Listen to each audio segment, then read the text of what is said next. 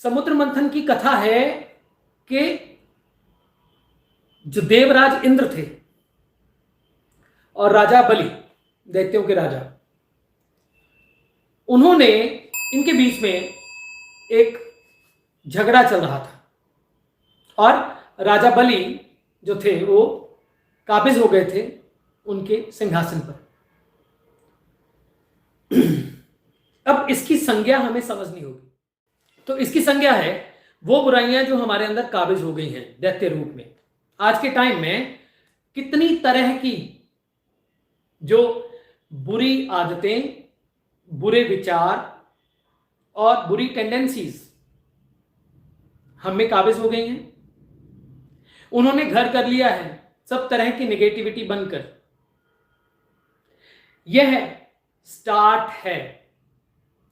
हम जीवन में कुछ भी प्राप्त करना चाहें, कुछ भी प्राप्त करना चाहें, उसके लिए we have to undergo a stance of change. वह ही समुद्र मंथन है। समुद्र मंथन, आप अपने बॉडी के पानी को, अपने बॉडी के पानी को यदि आप एक बार टेस्ट करवाएं तो करीब करीब उतने ही अनुपात में वो खारा है जितना समुद्र के पानी के बराबर। अब वो समुद्र के पानी के बराबर हमारी बॉडी में 70% पानी है। तो मंथन शुरू होता है चंद्र से, यानी मन से, यानी पानी से, यानी जल से। अब हमें यदि जीवन में कुछ प्राप्त करना है, we have to undergo stance of change. वो जो स्टैंस ऑफ चेंज है वो शुरू होता है हमारे आंतरिक बदलाव से। ये कथा यहां से स्टार्ट होती है कि देवराज इंद्र श्री हरि विष्णु के पास गए। पहले वो ब्रह्मा के पास गए, उन्होंने श्री हरि विष्णु के पास जाने के लिए बोला। तो श्री हरि विष्णु ने कहा कि यदि आप उनसे जाके एक बार बात कीजिए। देवराज इंद्र को बोला कि आप दैत्यराज बलि के पास जाके बात कीजिए, और कोई मान मुनव्वल भी करना पड़ता है, कोई बीच का रास्ता निकलता है, तो आप एक बार समुद्र मंथन कीजिए। अब उसमें से जो रत्न प्राप्त होंगे, जो अमृतत्व प्राप्त होगा, देव जो थे वो शक्तिहीन हो गए थे। हर स्थिति में जब निगेटिविटी आप में बहुत ज्यादा प्रभाव डालने लगती है तो आपकी पॉजिटिविटी शक्तिहीन हो जाती है। समुद्र मंथन भी ऐसा ही कुछ था।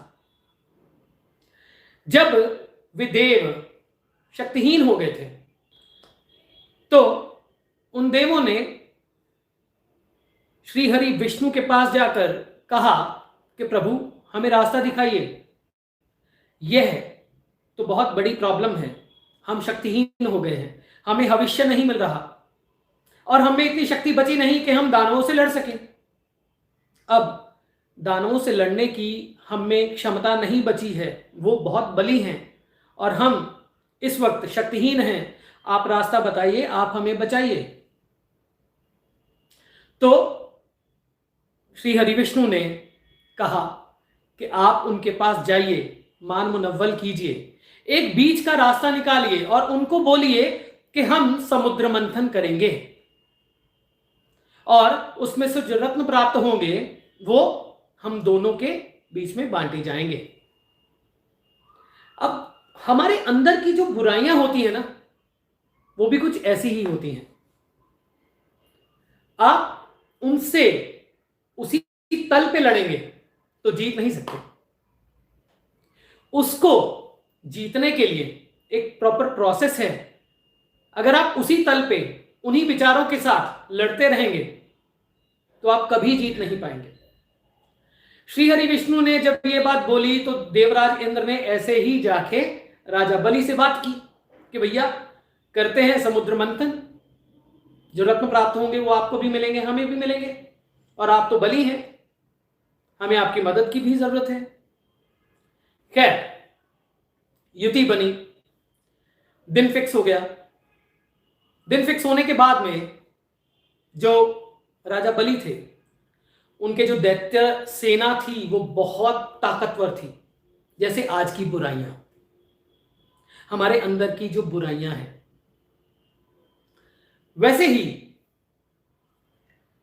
देवराज इंद्र जो कि देवों के मुखी थे, वो कमजोर हो गए थे। जैसे आज पॉजिटिव थिंग्स। तो जो शुरू हुआ समुद्र मंथन, समुद्र मंथन के स्टार्ट होने के लिए वासुकी नाग को नेतड़ यानी कि वह रस्सा बनाया गया। मंदराचल पर्वत को बीच का ब्लॉक बनाया गया, जिससे कि खींचा जाए, जिसमें कि लिपट जाए।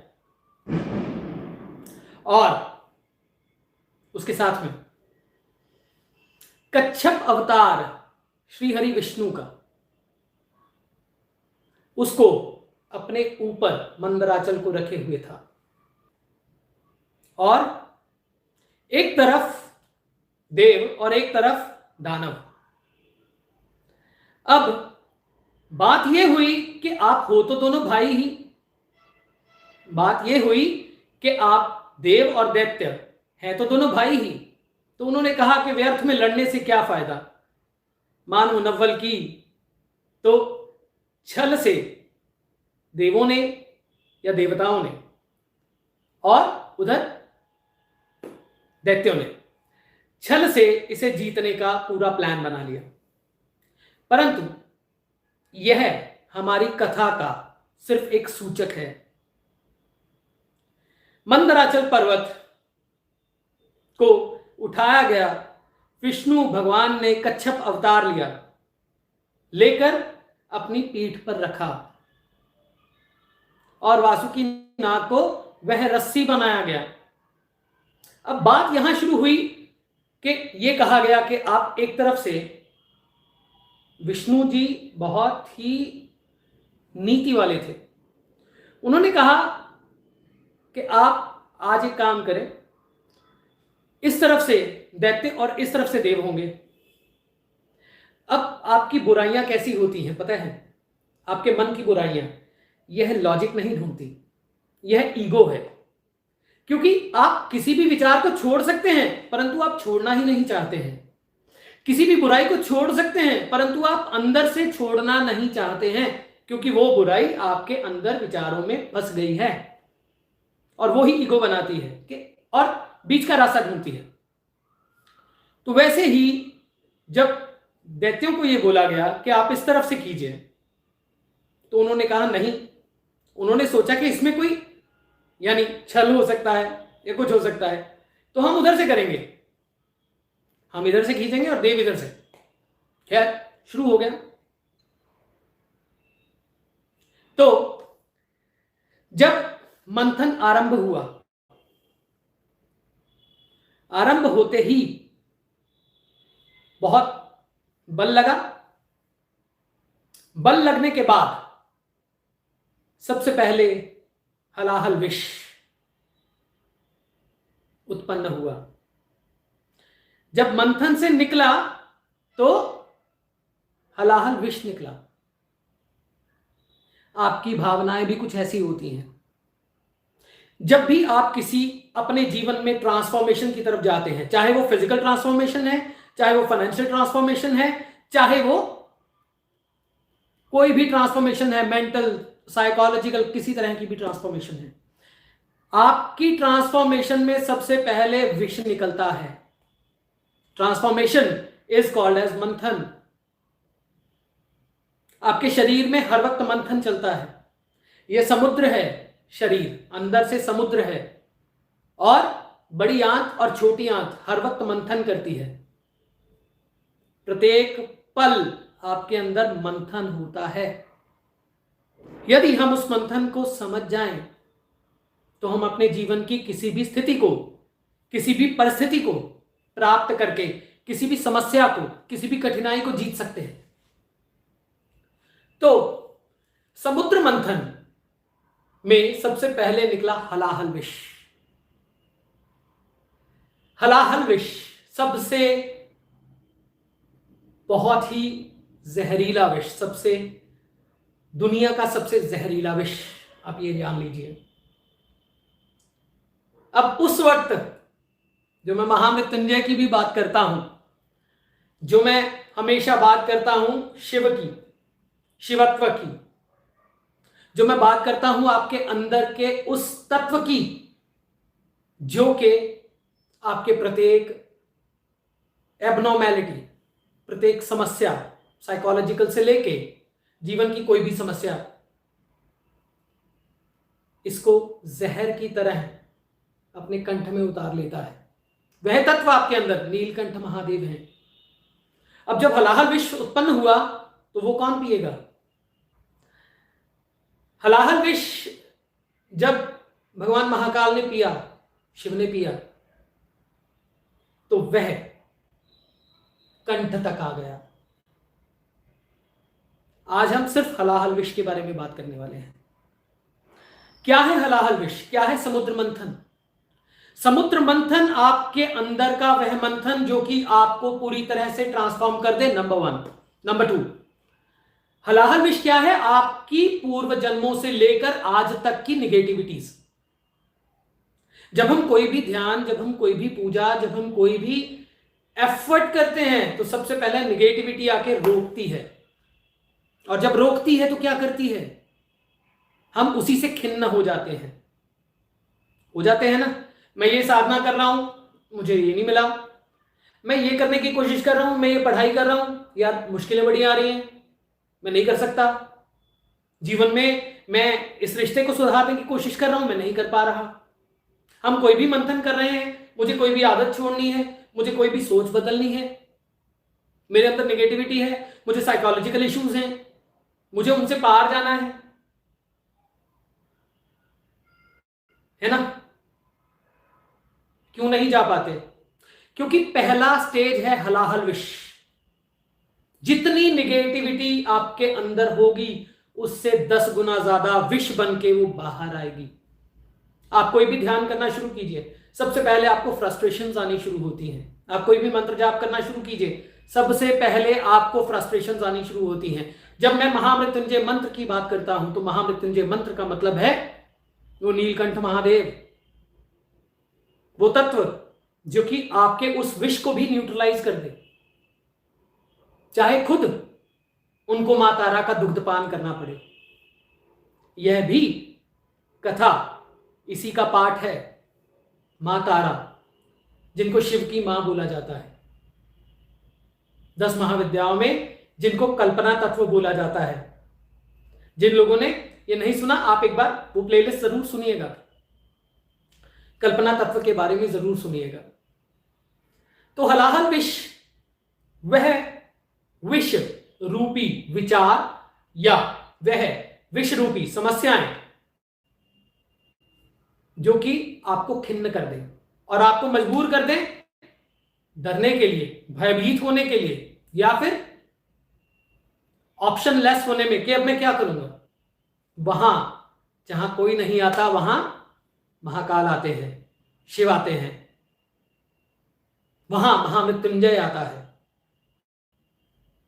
वहां मां तारा होती हैं।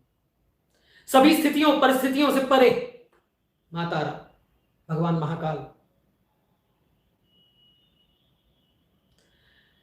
समुद्र मंथन की कथा में यह पहला पड़ाव होता है,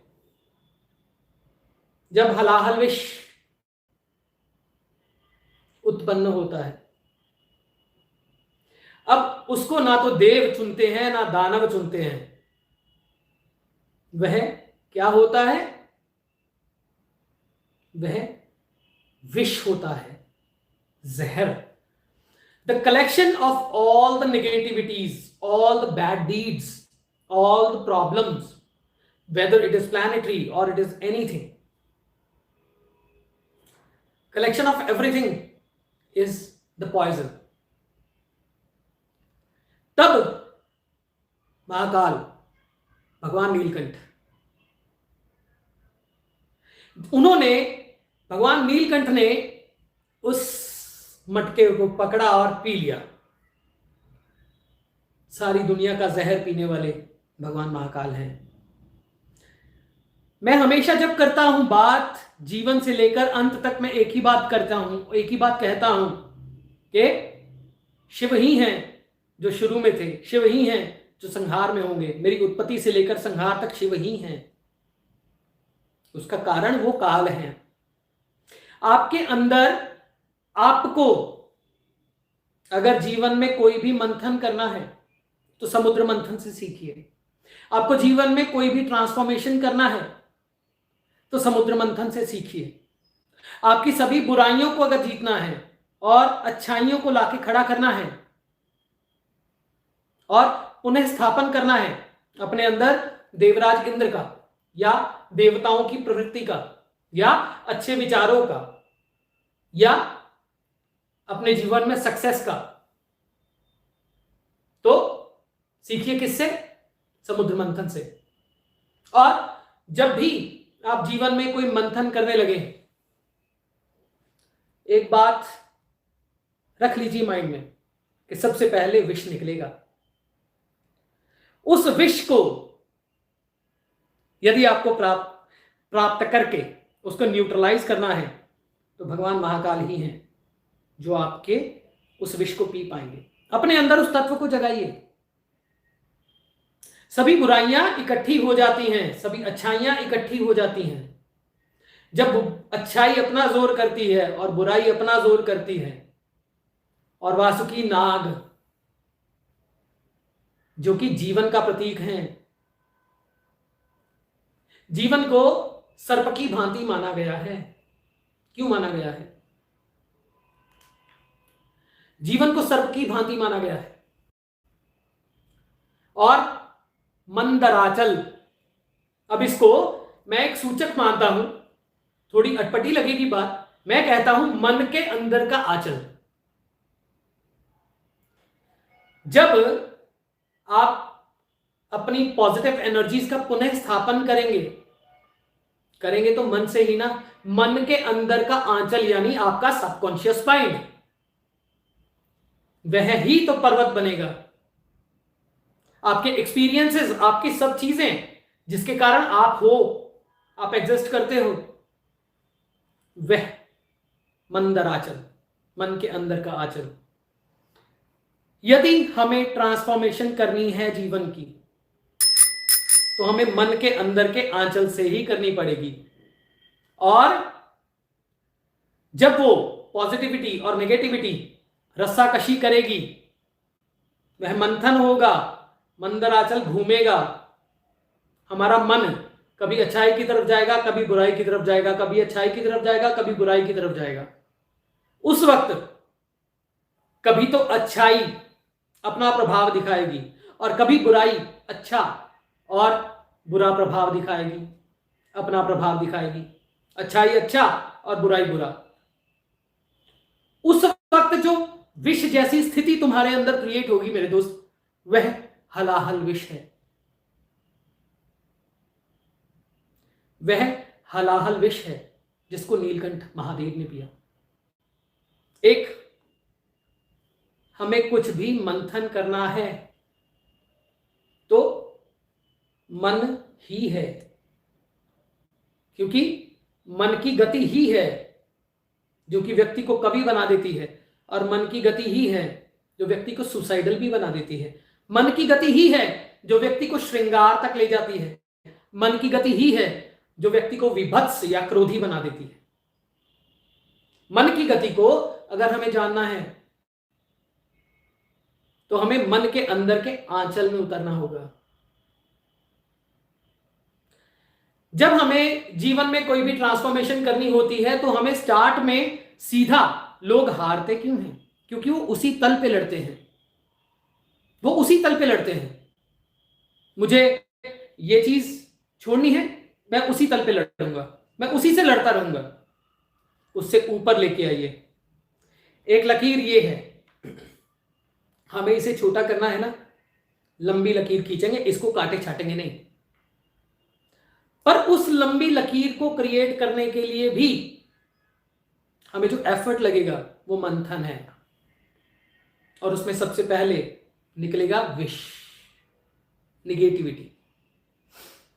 हमें उस निगेटिविटी से पार जाना है, अपने अंदर उस नीलकंठ महादेव का तत्व जगाना है, अपने अंदर उस महामृत्युंजय रूप में महाकाल, जो काल के अधिष्ठाता हैं, जो काल स्वयं में काल से परे भी हैं और काल के चलायमान वाले गॉड भी हैं, हमें उन्हें प्राप्त करना है। किसी भी क्षेत्र में, यह कोई जरूरी नहीं कि ये साधना की बात कर रहा हूं हमें अगर अपने जीवन में फिजिकल ट्रांसफॉर्मेशन भी करनी है ना, तो जीभ के टेस्ट छोड़ने होंगे। परंतु जब हम वो टेस्ट छोड़ेंगे जो मानसिक द्वंद्वता है, negativity does not mean that it is just in the psychological, it is just in the life, it happens in every moment of your life. The cell, every day cells in our body gets degenerated and regenerated too. So we have to understand one thing, that whenever we want to get transformed, we have to know our negativities and the positivities and get out of that situation. And when we get out of that situation with the manthana, अमृतत्व तब मिलता है जब विष पिया जाता है। आपके अंदर जो निगेटिविटीज, मैं हमेशा कहता हूं, पहले मानना, एक्सेप्ट करना कि मैं हूं, मैं ऐसा हूं, फिर जानना मैं ऐसा क्यों हूं, फिर पाना, उसका रूट समझना, उसके पीछे क्या है, आज जो हो रहा है उसका बैकग्राउंड कहीं और है, वहां तक पहुंचना, उसकी रूट्स तक पहुंचना, और फिर खोना। यह एक मंथन की प्रोसेस है। अगर मुझे कोई भी विचार त्यागना है तो फिर मुझे उस विचार से लड़ने की जरूरत नहीं, एक नया विचार सामने लाके खड़ा करना होगा, वह मंथन है। हलाहल विष सबसे पहले निकलता है आपके अंदर, सबसे पहले, और उस हलाहल विष को पीने के लिए सिर्फ एक ही सामर्थ्यवान देवता है, या एक ही सामर्थ्यवान तत्व है या शक्ति है, वो है भगवान महाकाल।